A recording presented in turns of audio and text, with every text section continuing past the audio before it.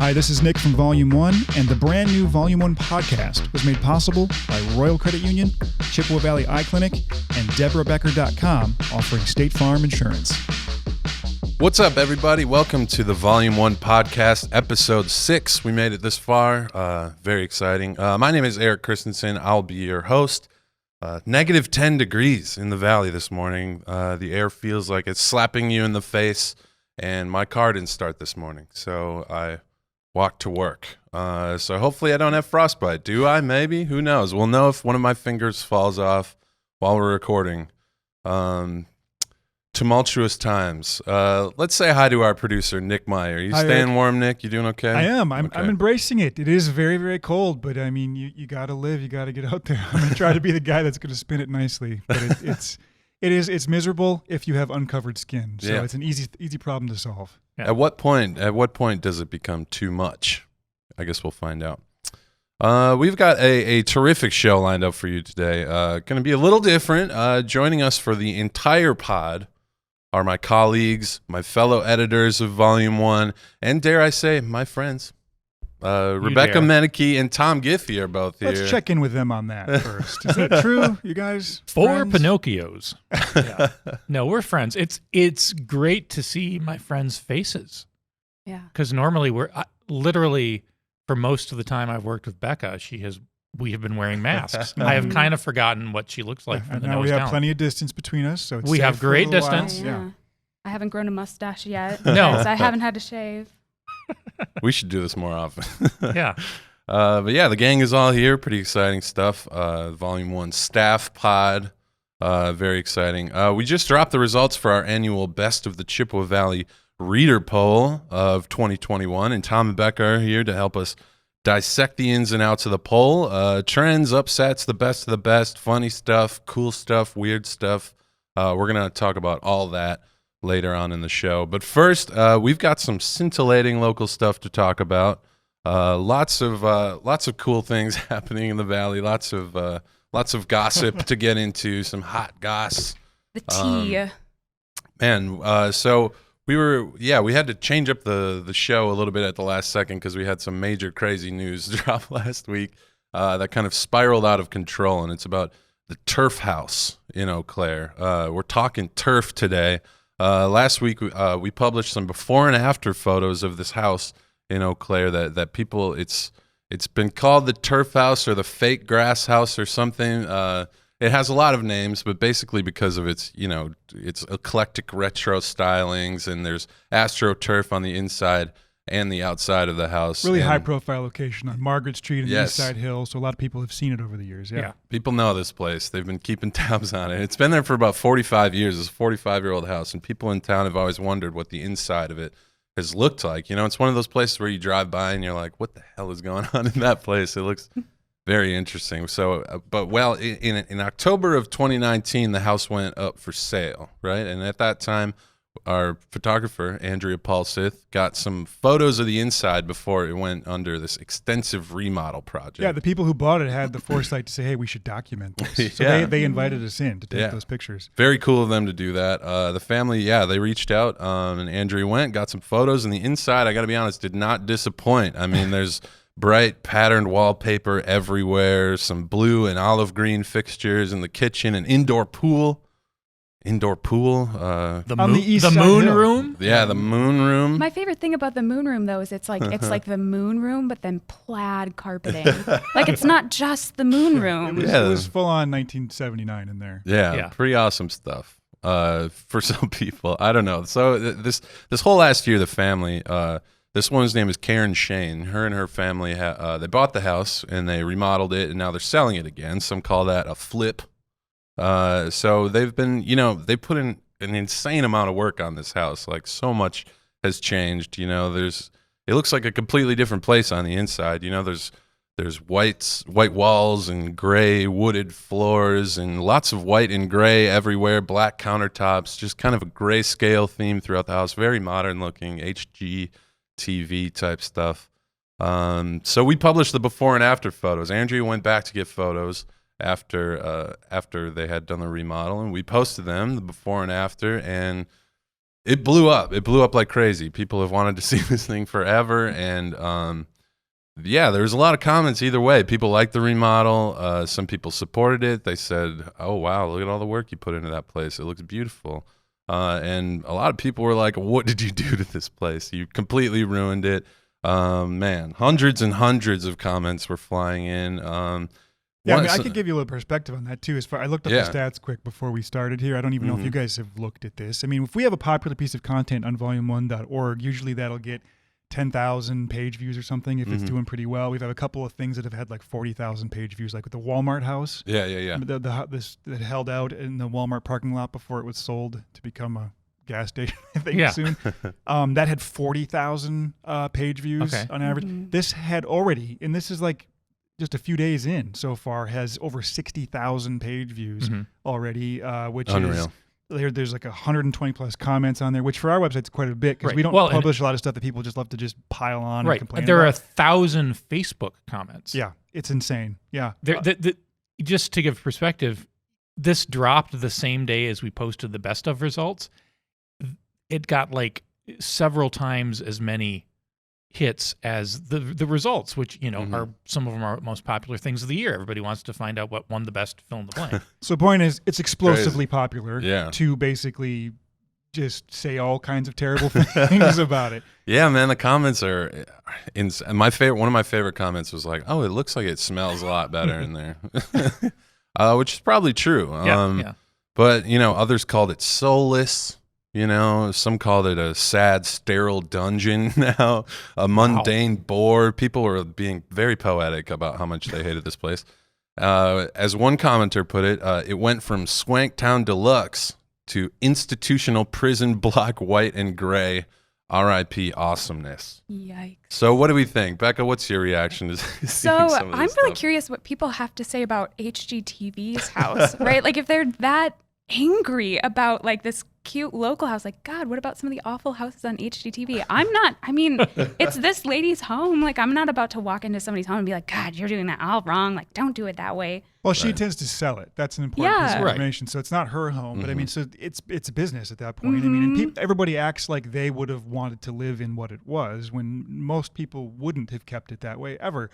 She has to make it so it can be sold. That's what houses that are built and redone and fresh and remodeled today look like when you sell them, whether you like it Right. or you, not. You, you want it neutral because the person that moves in can put their own personality in it. Right? And that's the thing. People aren't able to project onto the fact that there's no furniture in it. There's nothing on the walls. Like, I mean, it has to be brought to life there. But I guess the bigger story of interest here is in just people's willingness to completely eviscerate this woman who thought it was a really cool house, wanted to do, you know, and she thought it was, wanted to keep some of those elements. And she thought about making it an Airbnb at one point and kind of keeping it in theme. But then, you know, there's a pandemic and whatever else, but they started it before that. So regardless of that, she knew it was interesting, but she also knew she had to be able to sell it and had to put the work into it. And she knew it would be controversial. But what's kind of heartbreaking about it is that she kind of reached out to us and she's like, I've heard that the comments are just vicious and terrible. Like, my kids won't let me look at Wow. the Facebook post or the article on your website because she's going to feel destroyed by this, when it's a completely normal sort of renovation, whether you like it or not. And so, but people's willingness to online just to lay into somebody over what a huge mistake. I mean, the things that people were saying were just really terrible. Right. It goes beyond just like, oh, I would have done it a little differently. And but, we're all used to that with, Right. you know, talking about, you see it on TV station websites all the time or on their Facebook feeds about politics and stuff like that. Sure. But this is the remodeling of just a house in town. I like to kind of liken it to like if your grandma comes over to your house and she does like the, you know, the white finger glove test. Like who goes into somebody's home and is like, God, that's horrible. You're such a Karen. Like, Jesus. Well, that It is doesn't her help that That is her her name name. was Yeah, Karen. no. Yeah. I mean, it's admittedly a funny part of the story that her name is Karen, yet it's also sort of tragic. Which, you know, it really fueled a lot of people's personal attacks, which is pretty uncool thing to happen in the comment section. This poor woman. I mean, Yeah, it's she's in this community. Like, people forget what Right. they're doing, and she can see everything you're saying. Like, why would you want to be like that? Right, Who and are these people? It used to be that you'd only see comments like that on, you know, people using anonymous screen names, and now it's people like out there with their real names. One of the conclusions I came to about this was that, you know, online discourse has gotten very combative and toxic over the years, if it hasn't always been. But this is a kind of a low stakes thing people can have a disagreement about.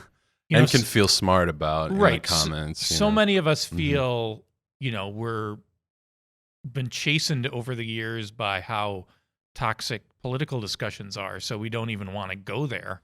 But at least this is something that people can, if you and I have a difference of opinion over someone's interior remodeling job, we can argue about that on the internet and still be friends. It's getting harder and harder to argue about like politics or social issues and still, have respect for each other, sadly. Why do we even have to argue about it? Can't you just say it was a cool house before and after? I don't know. Why do we have to make it into an argument? Yeah, it's weird. That the argument, the divisive nature of it is what drives the post's popularity too. I mean, the photos are one thing, and it's kind of interesting to look at and comment on. But then, you scroll through the comments and there's hundreds of people that are saying it's trash, and you want to be the one that's like, well, I don't think it's that bad, and people want to feel smart about this kind of thing, something that they have control over and can emphatically talk about why it's good or bad, and they love to just feel superior in the comment section. Yeah. So it got pretty nasty on this one. I was amazed by how many architectural critics we have in the Chippewa Valley. You'd think that would be a really niche thing, but so many architects in town. Thousands of them with opinions. It's at a cross-section, too, of everything our readers love, I feel like, history, like historical like unique places in town that people have always kind of wondered about. Real estate, people love real estate. This is gossip at this point, too. People love gossip. Yep. Nostalgia. And snooping on other people's property might be everybody's favorite thing. I'm sure, I mean, to look at it maybe philosophically, they always say there's no such thing as bad press, which I don't think is necessarily true, but this has gotten it in front of a lot more eyeballs than it would have been before. Oh, it's going to sell in 24 hours anyway, because I'm buying it. And I'm going to flip it back. I'm going to sink hundreds of thousands of dollars into it, and then I'll make everybody happy. So instead of plaid carpeting, you'll have stripes or polka dots. Yeah, exactly. There's any number of patterns you can do. It's pretty exciting. But yeah, get nasty in the comments. That's what we love. Becca, you had a chance to break some pretty cool national news. Did. This month, Altoona is the first place in America, the first place in the whole country to build a rink for a game called Croak-a-Curl, which you can say 10 times fast if you want. It's a mix between a Canadian board game, which is called Crokinole, and curling, which we're all familiar with curling. And they're hoping it makes a splash or slide, I guess, here in the valley. Yeah, you don't want to make a splash. There's something wrong with the ice. It's gonna crack. So the rink is in River Prairie, and it's a big circular painted rink where you basically throw curling stones to the center. And it's based on this Crokinole game. So Becca, tell us about it. I mean, how did you hear about this initially? Yeah, so this is really bizarre because it's been gaining popularity all across Canada, and yet nobody's heard of it until now. The news doesn't get down here that quickly. Yeah, like what is with people in the United States taking forever to get on cool trends? I don't know. So yeah, it's really cool because it's been moving across of Canada because it's very socially distant. Like you can play and not have masks on, and it's safe. And I think it really speaks to the ingenuity of humans and people and community that we can do this kind of sport and create new things. Like who would have thought to combine a board game with curling? That's not something I would have thought of. So I just think that's really cool that I don't know, I was trying to think of other games that you could try to combine with other games like Cuban Monopoly or something like that. It doesn't work. Like it does not work the same way. Don't break the ice. Remember that? That's a good game. Well, major points go to City of Altoona. I mean, they've thrown everything they can at the wall with River Prairie to try to find what can we do to activate this space in some sort of way and to grab something that truly is original to the United States but fits the winter culture here, and the curling thing is huge here. Yeah, I mean, curling is amazing, and it's super fun, and it's gained popularity in this town too, with a lot of younger people trying it and everything as well. And to take that and put it in an outdoor version, I mean, they just deserve major points for seeking that out. And my I'm favorite excited thing, to try it. my favorite thing is that it's new to everybody. Like nobody's Right. going to Right. look stupid playing it. Like I've never played Oh curling, no, you'll but, still look stupid. but- Everybody will look but at That's least the point. it's with everybody. Like you can have a little more fun with They're it. going to have the first U.S. tournament in it. I was thinking we should form a team Mm. because we could be like national champions the first year. Well, it's could. funny. They put it out that like, hey, there's this new thing in River Prairie that nobody's ever heard of, and the national championships are in a week. Well. So everybody get really good at it really quick. Yeah. And- That's the only way I'm going to win a championship in anything. It's just Right, like yeah. a total fluke. Nobody knows how to do it yet. I think we could do it. I mean, we went to the curling club as Yeah. a staff of Volume 1 a couple years ago, which was super fun. I remember you told us all to wear stretchy pants, and I promptly ignored that. And You and my- your skinny one of my jeans, what first- happened? one of my first little lunges down the ice, I don't know what you call it. I ripped the crotch of my pants right open in front of all my coworkers. It was fun. We fondly remember. So that's how Eric became friends with the people at Volume 1 rather than just coworkers. Yes, I've embarrassed myself one too many Vulnerability. times. We're tighter than ever now. But yeah, I mean, it seems like Croca Curl could become the next Cube, maybe, but Yeah. the winter version. I mean, people play Cube in the winter too, so it's not, Right. But it's We pretty can have exciting. both. Both are cool. But like I said, I've been No, trying to like Canada is so cool that they came up with this thing, and like I was It took yesterday, I was poutine like- like years to get down here. Mhm. It's like, gosh, what's next? Like Hockey? Hockey? Yeah. Maple syrup? What other, national health care? Justin what else Bieber? they got up there? Drake? Great. Yeah. Just kind of people from Canada. Anyway. So you can borrow gear, right? To do Yeah, the yeah. thing and everything. I So, think yeah, all the people can give it a stones try. are out there. Yeah. Mhm. So Yeah. it's a cool thing, and it's Excited to gonna get out there. Maybe I'll it's rip my down. pants on the Croca Curl this time. Maybe he'll learn his lesson so people don't have to see that. I don't know. No, sorry.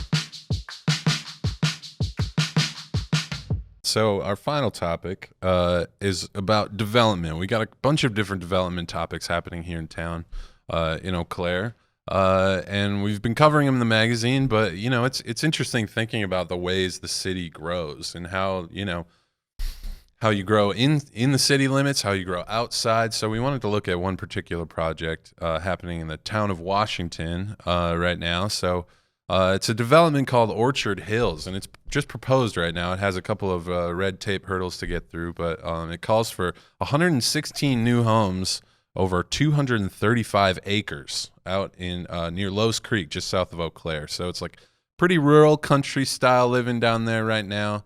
But there's this big proposal to put a bunch of houses and stuff down there. So some residents out there aren't too thrilled about it just because they've got that country lifestyle going. It's pretty private, a lot of space out there. And then all of a sudden it would be kind of this suburban energy kind of pushing in. But Yeah, so and this isn't new. I mean, Yeah. there's developments like this happening south of town and north of town and all over the place like crazy. It's just that this is the biggest one Yeah. ever proposed in the history of Eau Claire County all at that's once. insane.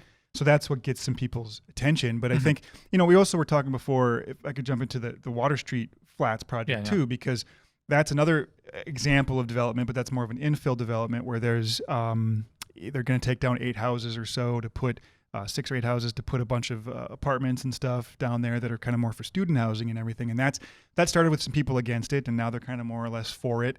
But all of these things are questions about how does the community grow? Because it's easy to be against a lot of this stuff. And people are right away, always. yeah, they have yeah. that gut reaction every time when something And new so- is proposed. They're like, oh, well, that old thing that I'm used to is gone. Now that's automatically bad. Well, and certainly if you live near there, it Yeah, does yeah, have, in the case of both the Water Street Flats, because there's going to be a lot more density right there. Not a ton, but in the case of the town of Washington proposal, there's a big change. And certainly if you walk around there, or I ride bike through there all the time, I mean, it's going to be completely different. There's supposed to be 1,200 additional cars that go through there in a day, that kind of thing. And so it does have a big impact if you live around there. But I think there are a lot of questions at the core of a city like Eau Claire, which is growing, second fastest growing area in the state, only to Madison, as far as population growth and things. How do we want to grow? People, if you try to grow up and build a tall building downtown, people are kind of opposed to that because it's too dense. And if you try to, build on the fringes of town, that's, sprawl. And it's just like, well, how do you want to do it? And is the question that you don't want to do it? And then that has implications for tax revenues and for and frankly projects.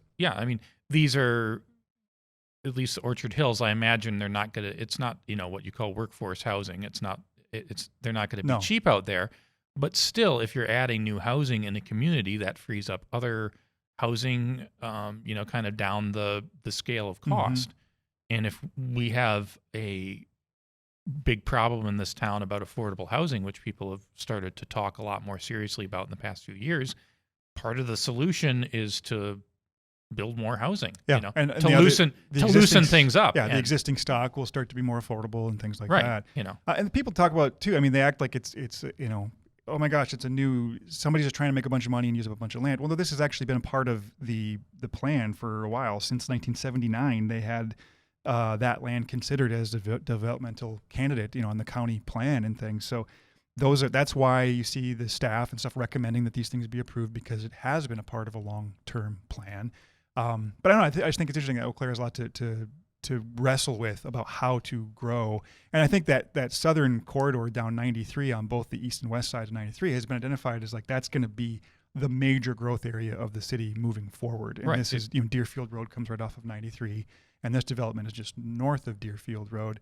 And you've seen a lot of development on the east side of that highway, with these new homes and stuff going up. So you got to grow somewhere. Right. That's my opinion. The more people we get in this community, growth is good. It has to be done intelligently, but you can't just say we're not going to build more houses anywhere, and we're not going to infill, but we're also not going to add on the edges. And if this is a place that's been identified for 40 years as a place for expansion, I wouldn't think people would be that surprised that it's actually happening. Sorry, but they are single-family homes and stuff too, which also suggests children, which also suggests they need to go to schools. And the South Side schools are already really, really full of kids, and there's some issues to handle there. So if you continue to grow on the South Side, you've got school questions, referendum questions. I mean, there's a lot of big things. But these are good problems to have in a community. You don't want a community that's actually shrinking. Right. So I think I'd rather be talking about where to put new houses than which ones to tear down and just we don't have empty blocks and vacant homes, which does happen. Yeah, in big cities. I mean, that's a major problem. So thankfully, people are bullish on growth in some sense. Although if I had moved down there for the country lifestyle decades ago, and suddenly there's a new subdivision going in, certainly that's an understandable concern. And there's all the things about traffic and water and all that kind of stuff. At this point, if you want country living for 30, 40 years, you need to really go out in the middle of nowhere. You can't be anywhere. Montana, folks. Yeah. Go west. Wyoming, baby. Yeah. All right, fantastic. We're going to take a quick break, but we'll be back, and we're going to be talking about the best of poll. So stick around. We'll be back with more Volume 1 podcast. So, Eric, over this last crazy year, it seems like everybody started a podcast. They did. And, even completely unqualified people like me got jobs hosting podcasts. It's true. I mean, about you being unqualified. I know. Well, thankfully, that's not the case on the new podcast from our very good friends at Royal Credit Union right here in Eau Claire. Oh, that's cool. Hopefully they gave it a more creative name than we did. I mean, we just went with the Volume 1 podcast. Hopefully theirs isn't just like the Royal Credit Union podcast. Nope. This one's called Money Donuts. Money Donuts? Wow, that's like two of my favorite things. Yeah, I know. It's where money and donuts meet, and the result is pretty sweet. So we're going there? Yeah, buckle up. The whole show is filled with custard. Yeah. Filled with financial tips and tricks from expert guests talking about all things money, from saving and spending to earning and lending. That's great and super helpful, but what about the donuts? Well, each snack-sized episode is also sprinkled with... Nice job. Thank you. Sprinkled with talk of tasty donuts of all kinds and how they relate to some of the money topics they cover. It brings a nice glaze of fun to each episode. Okay, that's enough. Well, you started it. I just wanted to rise to the occasion. Okay, this is embarrassing. And like I said, it's so cool that the whole thing is baked right here in Eau Claire. Is that even a donut? It's the classic oblong cream-filled pastry. Yes, I think it qualifies. Okay. So, Money Donuts, the new podcast from Royal Credit Union. Yep, stream it at rcu.org/podcast or wherever you get your podcasts.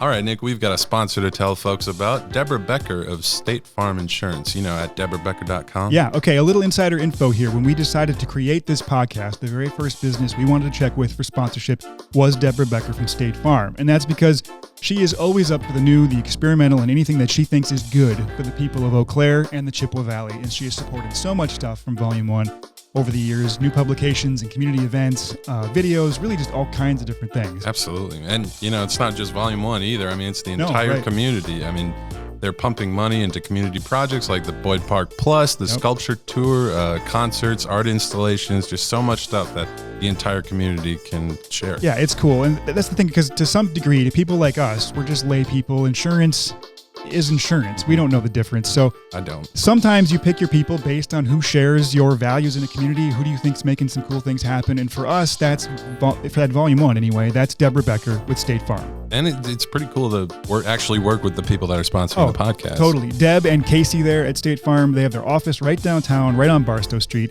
They have everything insured that Volume 1 does, and in my life for a bunch of years. And really, they're just approachable, available, understandable, and above all, they're just decent human beings. And that helps. It does help.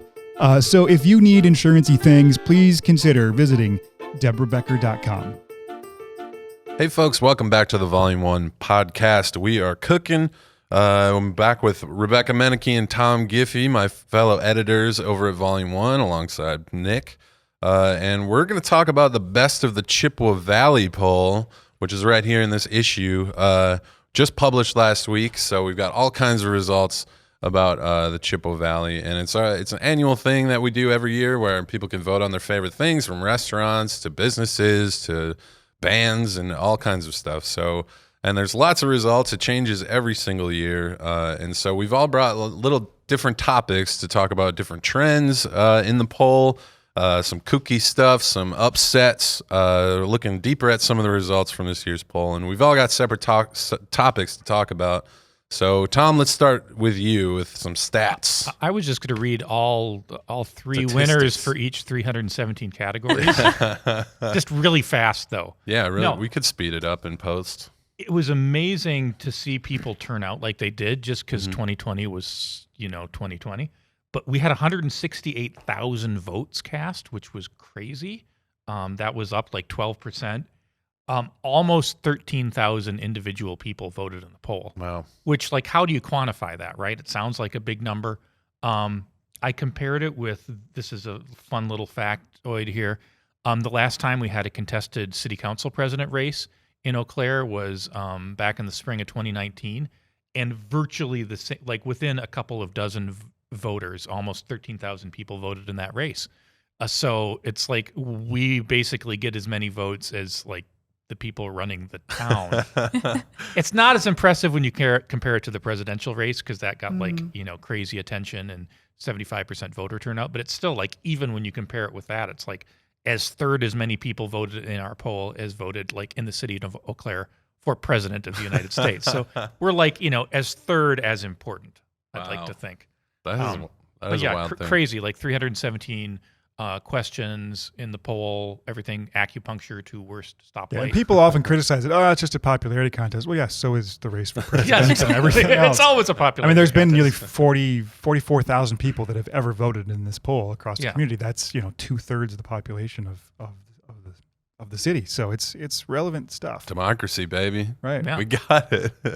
Tom, do you have any more stats? That was a pretty good one. I could bore you with all kinds of numbers, but I think that gives people a sense of the enormity. But yeah, basically this was our biggest yet in terms of votes. So many people, and it just grows year after year after year, which is insane.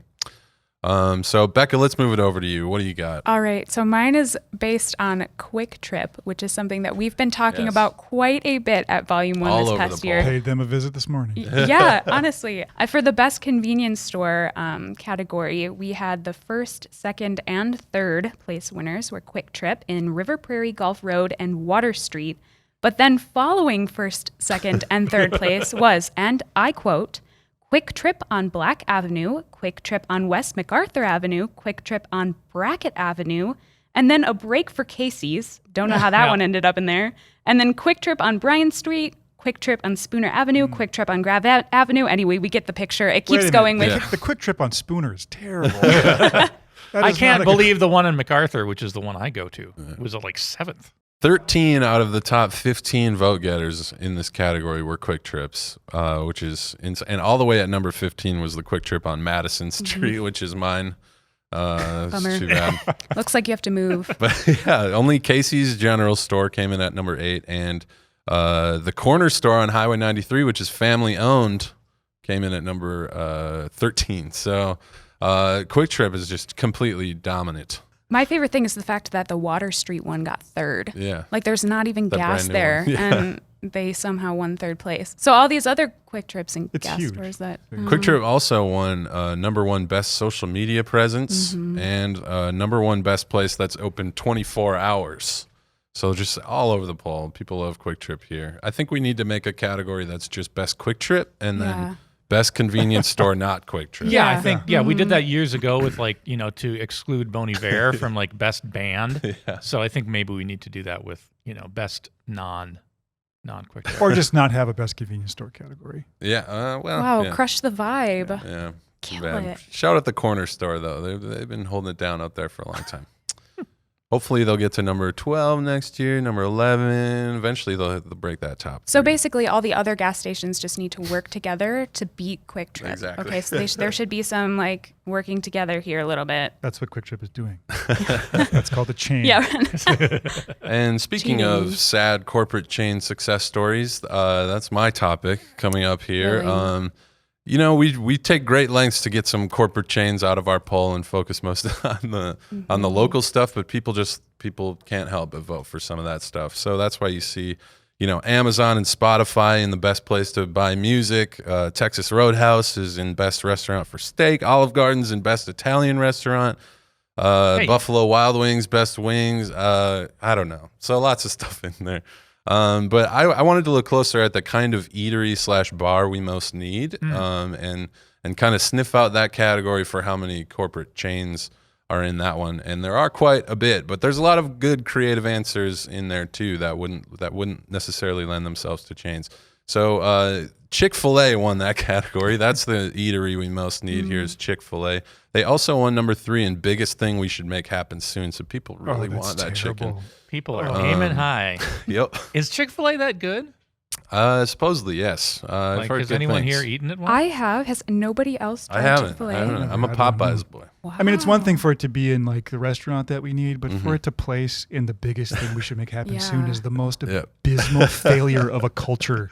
Yeah, that this town. category goes Trader Joe's in number 1, Oh, God. 2 affordable housing, 3 Chick-fil-A. At least So- affordable housing is an idea. That's Right. something Yeah. we can work towards. Mhm. To juxtapose know. next to Chick-fil-A is an embarrassment. And honestly, hot take, Chick-fil-A isn't as good as people make it sound. It's just chicken. Like Yeah, it's you can get Just chicken want it lots so of places. bad. There's lots of great. We have a whole category. Look in your right. local newsstand to find, or our website to find out the best places to get chicken. Lots of chains in that category though. The top now out of the top 3 though, number 2 was Waterfront Dining in downtown Eau Claire, and number 3 was an Indian restaurant that isn't in the mall. But further down the list, if you look down, Cracker Barrel's in there, Waffle House is in there, Dave and Buster's, Portillo's, IHOP, In-N-Out Burger. They're never coming out here. That's West Coast. Chili's, Panda Express, which is actually coming to town. Popeyes is in there. So lots of chicken restaurant. Raising Cane's was down there too. So lots of chicken sandwich I'm places. hungry. But yeah, there's a lot of good things further down that category too for eateries that would actually be pretty cool. Like, a rooftop bar and grill in downtown Eau Claire, somewhere with German food. It does say something too, though, that most responses are just people thinking of, the corporate places Yeah. that they've seen advertised. Like Exactly. only some people actually think, what would you create out of nothing and something new and create? So that's also sad. I'm going to be a depressing voice on this whole. That's Well, all Well, right. yeah, I situation. mean, but that doesn't mean that if you opened up the Chick-fil-A that it'd be successful. I think- Oh, I bet it would. Tom, you're in Eau Claire, Wisconsin. I bet it right now. would. Tom. Okay, maybe, but not all of those things. It takes somebody with some creativity to say, maybe I should open an X, and X is actually really popular because people find out it was something that they wanted, but they didn't know they wanted. Right. I think it also inspires, right? You look at the types of food that those restaurants serve, right? And then it inspires, oh, well, what are we missing in Eau Claire? And I think that, like, for example, Chiquel's Soul Food restaurant, which recently opened, they're serving Chicago-style food, which I thought was really cool because I grew up in Chicago. And it just, I don't know, it's like they're finding places that we don't have, and you can fill it with, right, like local eats that, I don't know, fill that, corporate. We need some deep dish pizza. Does anybody have That deep was dish on there. pizza? That was actually See, number that's- 4. That was number 4. I'm in not that saying we category. need a specific chain. Exactly. We need somebody to make serves that. the big thick pies. Right. So I think you take the corporate idea and then you put somebody local with the right amount of, enthusiasm for the project, and then you have a stunning new restaurant. Like, it works really well, I think. So I don't know. I think seeing Chick-fil-A on there just tells me that we need more chicken places. Yeah, agreed. All right, let's move on. Tom, do you have another one? Yeah, I kind of wanted to look at the undefeated ones. Yes. Which we have this list every year. We call it a Hall of Fame. And obviously, over the years, fewer and fewer places have hung on with their nails and their teeth to the top spot. So I want to give a shout out to the 3 all-time winners. Now, this is 14 years in a row. 14 that they've years won in a row. since we People have started the loved you. poll. Yeah. Yeah. We weren't asking about Kwik Trip back then. But best dance floor, Scooters Bar. Scooters, Yeah, of course. has to be Scooters. Yeah, you can't beat Scooters. when it Favorite comes to local author. We should have taken him out probably to give someone else a chance, but it's Michael Perry, obviously. that. 14 years in a 14 row. years. And He- also all of his books this year. It was like best local book He published came in out last with like year. 3 books in Yeah, one year. it was like all him. Yeah. Yeah. And then best campground, a place that I had never been to actually, sadly, until this past year. Coon Fork Lake County Park, best Coon campground. Fork. So Coon Fork is great. We had a 4th the year before, but pour one out for Savers. Savers They're is no still longer around. the best thrift store. They're still around, but they Hope Gospel beat them for best thrift store. They hit number 2. That's a so huge upset. that is kind of, I mean, not the most exciting category maybe, but if you're looking for used furniture, Yeah, they really have better furniture on lock. Hope Gospel mean, does. I So still it hit makes up sense. Savers when I need Halloween costumes. So, Yeah, Savers you is know, the spot. all is not lost. But another longtime Yeah, there's winner, another one. shout out for Mennecke and Donuts, who I think for about 12 years had either, I think we changed the name of the category, Best Radio Duo / Best Radio Show. Donuts got laid off at kind of the beginning of 2020 by iHeartMedia, which owns Pour one out for hundreds of- donuts. Pour one out for donuts. And then Mike Mennecke on his own won Best Radio Show. And then he got laid off at the end of the year because there was some more corporate restructuring. So I'm not even sure what they have on the mornings in B95 right now, but they lost these 2 guys that obviously were super popular with the listeners and had won the poll a lot of times. So sadly, those are people whose names you won't see in the poll in the future. People still listen to the radio? Apparently. Okay. Becca, let's move over to you. Oh gosh. Okay, so mine was the category Best New Product or Service. I've been talking with a lot of people in interviews who really, really miss the library, like just going to the library and searching for books. I know I'm one of those people. I'm kind of bookish. So in first place was the Best New Product or Service was contact-free pickup and in-person library appointments at the L.E. Phillips Memorial Public Library. And then second place was Yosef's Cheesecake Cupcakes. And then third place was grab-and-go library appointments at the Altoona Public Library. So I thought that was very funny how it's like a library and then cheesecake cupcakes and then a library. So Cheesecake book. my proposal is like the L.E. Phillips Memorial Public Library is expanding, if I'm not mistaken. They're moving. I'd like to see them incorporate cheesecake cupcakes into their new location. Not a bad. I mean, they have seriously. I think, I don't know if it's part of the current plan, and I don't know how it would work. But I mean, there are public libraries that have put in like coffee shops and stuff like that. I mean, it's a natural connection there. No, Get and a Chick-fil-A in and Yosef's Cheesecake Cupcakes was looking to come to Eau Claire, but the location that they had settled on like suddenly closed, or they couldn't work it out. So I don't know, the library sounds like a really good next option. Like nothing seems better than getting your cheesecake cupcakes and Or a good maybe book. at least like a little cart Yeah. in front of the library. I've heard Yeah. very, If they have very the book, good they have the book things. bike. They could have the, Yeah. the cheesecake bike. I've Cheesecake heard cart. Very, very good things about those cupcakes, though. The cheesecake cupcakes. I think it's genius.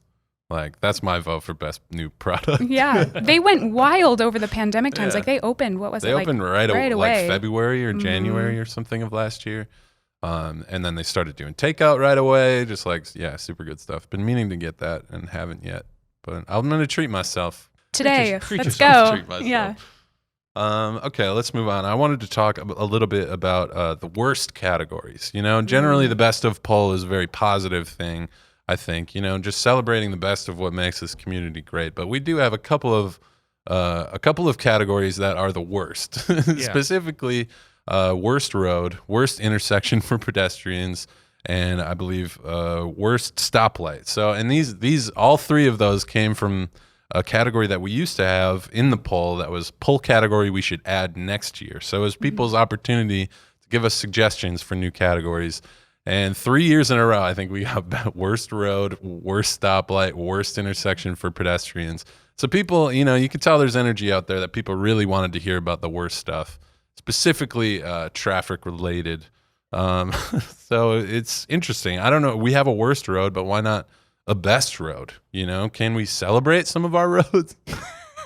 No. If I had to choose a best road, which I will right now, I'm going to go with Galloway Street right here in front of the Lakely where we are recording this and in front of Volume 1. I park on Galloway Street every day. You get to drive by Banbury Place. There's always turkeys crossing the road in front of you, wildlife everywhere, along the river. I'm going to veto this. You got to wait for the train sometimes. I think that's fun. It's a moment of mindfulness. Yes, Tom. pause and reflect. That's what a train stop is for. I was parked there a couple years ago when we had all the snow. Somebody knocked my side view mirror off and didn't leave a note. I've almost been run over how many times crossing the street here because the people don't slow down for pedestrians, as is the law in Wisconsin. Ooh. No, Sad. it's a nice street. It's but beautiful. Also, don't go on his lawn. You get to see the garbage swan. You get to drive by the history It is a nice of the town. street. It's a beautiful historic street. The S Bridge. It's is the right drivers that make it bad. there. We should do worst driver next year, maybe. Yeah. But yeah, best stoplight. Probably not. Best intersection for pedestrians. Is there a good one? No. But I can't remember why we got rid of the poll category we should add next year. Like, we haven't done that the last couple of years. Yeah, we should. I mean, but we should bring it back probably. No guarantee we'll add it. There's already over 300 categories, so it's not exactly like we need more. No. And we think of new ones every year anyway. But yeah, so it's kind of weird to reflect on those negative ones, but it's kind of fun to have those in there a little bit to spice it up too. Yeah, I think we could also just flip and do a bizarro world poll. Yes. Where everything is worst, like Yeah. worst French fries. Okay, what place got the one vote at the bottom? Sorry, folks. We should worst do French that fries. in the next issue. do the best and then the The worst. worst of the Yeah. chip. Yeah, I think people need to know. So As we found out, people love making negative comments online. I was going to say this is like That a would be healthy outlet. We want to build that online churn.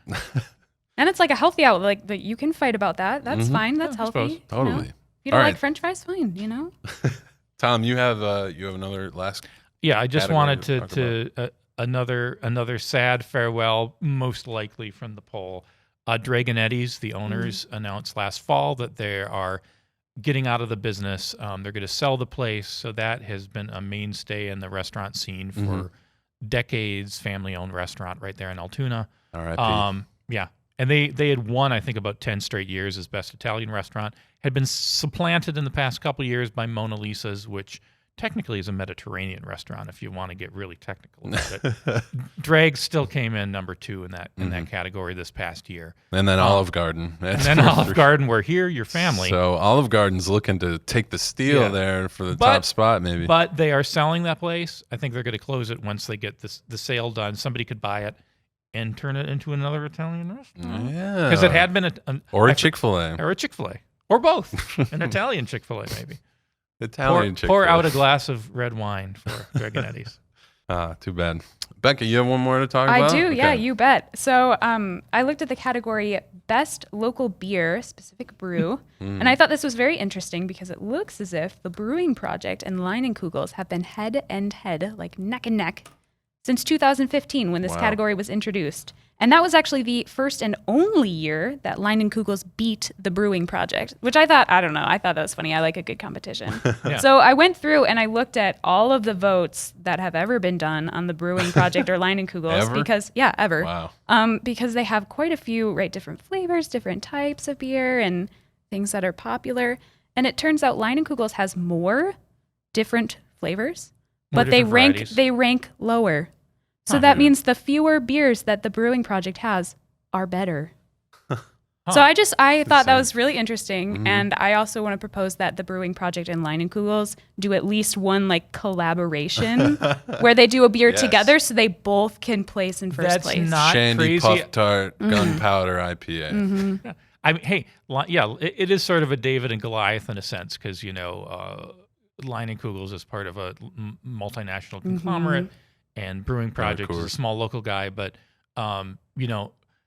Leine's has collaborated with Chippewa River. What is it? The distillery. The distillery up there in Chippewa Falls. And I think Brewing Project has collaborated with brewers from around the country, even some big ones. I remember they brewed something special for the Eau Claire Music Fest a few years ago. So hey, I'm just saying, I think that's a good opportunity to maybe bump Leinenkugels up that for would be, once. That would be pretty cool. I don't know if I believe that Leinenkugels has had more beers than the Brewing Project, though, because the Brewing Project feels like they're coming out with something new. That people have voted for at least. people. Yeah, I was gonna say, that they have been for around it. for over 150 years, so I think the Misunderstood. volume of output and the variety has exceeded. Well, maybe. I don't know. The Brewing Project could catch up in 150 years or so. Give them another time. 150. Yeah. Yeah. Give them No, time. I think it's awesome that in our community we can support both, this historic place that's been around forever, even if it is part of this, big conglomerate, which gets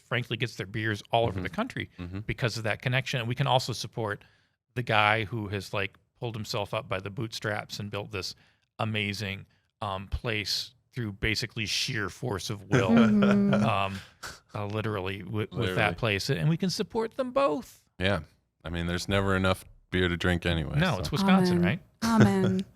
All right, I'm gonna close with this, which is I was looking at the poll this year, and I was thinking, we've had a lot of the same categories for a while, and maybe in the future we have an opportunity to get a little edgier with the poll. You know what I mean?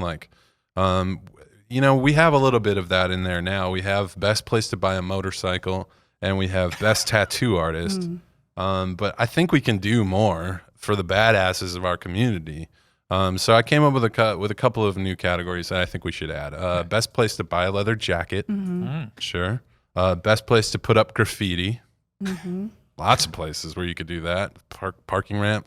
Best place to hide from the cops. Wow. Best place to buy a butterfly knife. We gotta get a butterfly knife emporium. Best place to get into a fist fight. I feel like there's endless things that we can do to make it a little bit edgier. Are you going to populate these categories? Sure. I think you're the See, I think you're the edgiest one in the room, which is a little bit sad. I maybe. kind of want to know how many people would vote in those categories. I feel like there's a very silent majority of edgy people in the Chippewa Valley that we just don't know about. Best neck tattoo. Yeah. Best Who's got guy. it? Best guy named Snake. Or what is it, like the lip tattoo too, where you do the inner part of your Oh, lip? yeah. I don't know. That's pretty edgy. That's getting more popular now too. Best knuckle tattoo phrase. So I think there's a real opportunity there. And didn't you say, Tom? You said the other day we used to have a bar category. Swear to God, I was not working here then. But you look at the results from the first poll, and there was, I believe, it was called toughest bar. Toughest.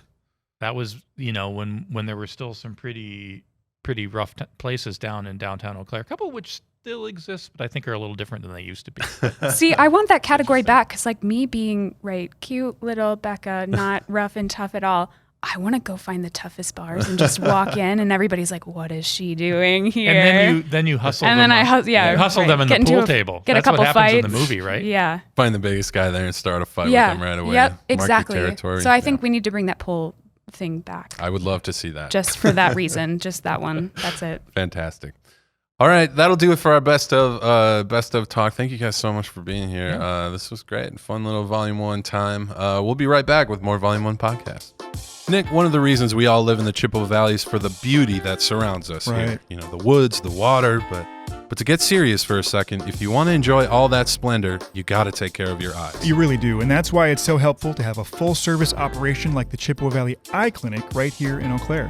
Right. We've told you about them on the podcast before. You know, they offer routine eye exams for glasses and contacts, LASIK surgery, cataract surgery, eyelid surgery, treatment for glaucoma, Yeah, and so much not only more. all of that, but now they have expanded their services to include vitreoretinal surgery as well. And that's a big deal for this area because previously some patients maybe had like a retinal detachment. Ooh, that sounds serious. No, it is, and they would often have to be sent to the Twin Cities to undergo surgery. But now we have a highly qualified provider offering these services right here in Eau Claire. That's so great. So whatever you need to take care of those eyes, don't put it off. Call to schedule your appointment today. Find more information at cveclinic.com. That's Chippewa Valley Eye Clinic. Seeing the future. Welcome back to the Volume 1 podcast, folks. Wow, what a good episode. Thank you guys so much. We have the entire crew on for the outro, which has never happened before. Becca, how are you feeling your first time on the pod? I was like about to throw up, I think, at the beginning, but now it's like, man, I want to be on every time. This is so cool. I always throw up after and Yeah. before. So, See, I hadn't gotten that like expertise quite yet. God. You'll learn. Yeah, one of these days. Tom, I threw thank up you during, for but we returning. edited it out. I did this once before, and I got to sit where Nick is sitting right now and press the big button to record, which, you know, I'm kind of missing having some power, but it was still fun. It's fun. Well, yeah. Thank you guys again for being here. This was great. Make sure you go online and subscribe wherever you listen to podcasts. We're on all the platforms: Stitcher, Spotify, Apple Podcasts.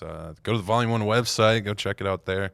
It's all over. I want to thank our sponsors again: DeborahBecker.com, selling State Farm Insurance, Royal Credit Union, and the Chippewa Valley Eye Clinic for their support. We thank you so much. That it means everything to us. And thanks to the whole crew here today. Thanks to Nick and Joel and Alex on tech, of course, and Becca and Tom for lending their expertise to the Best of discussion and the panel. Yeah, feeling great. Thank you so much for listening. We'll see you all next time.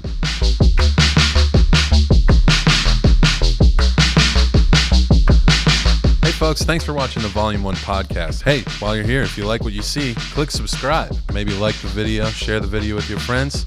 Check out other episodes of the podcast. It's going to be a lot of fun. Thank you for watching.